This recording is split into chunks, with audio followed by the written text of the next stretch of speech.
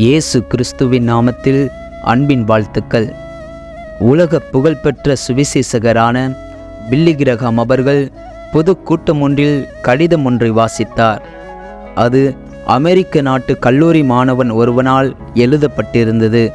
அவன் மெக்சிகோவில் இருந்தபோது ஒரு கம்யூனிஸ்டாக மாறிவிட்டான். அதனால் தான் விரும்பிய பெண்ணின் உறவை முறிக்க அவன் எழுதிய கடிதம் அது.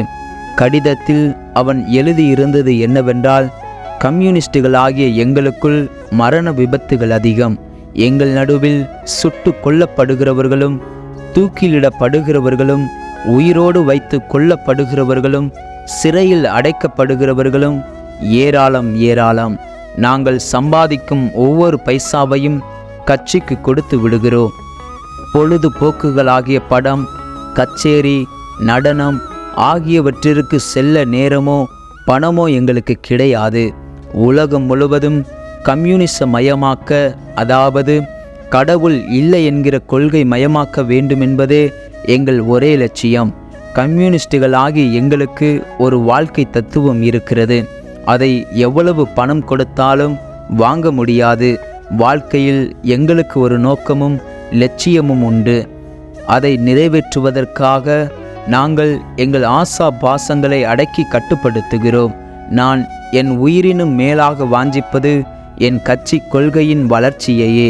அதன் முன் என் உணவு எல்லாம் பெரிதாக தோன்றவில்லை. என் கொள்கையின் மீதுள்ள என் பிடி நாளுக்கு நாள் இறுகுகிறதே அன்றி தளருவதில்லை. நான் இப்போதே சிறைவாசம் செல்கிறேன்.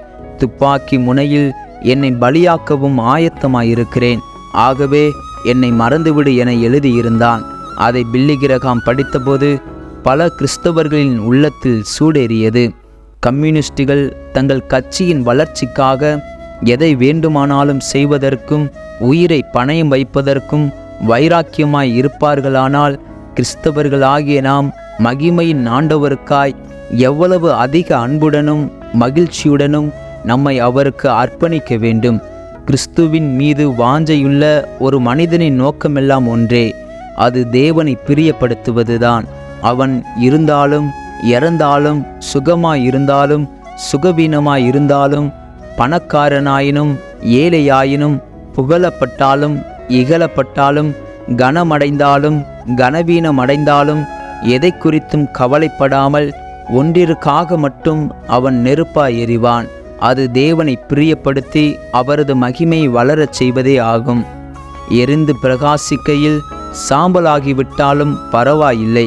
அதுதான் அவன் செய்து முடிக்கும்படி தேவன் அவனுக்கு நியமித்த வேலை என்று அறிந்து மகிழ்ச்சியடைவான் என்று பில்லி கிரஹாம் பிரசங்கித்தார். இந்த காணொளி நிச்சயம் உங்களுக்கு பிரயோஜனமாக இருக்கும் என்று நம்புகிறோம். இந்த காணொளியை கேட்ட உங்களையும் உங்கள் குடும்பத்தையும் கர்த்தர் ஆசீர்வதிப்பாராக. ஆமேன்.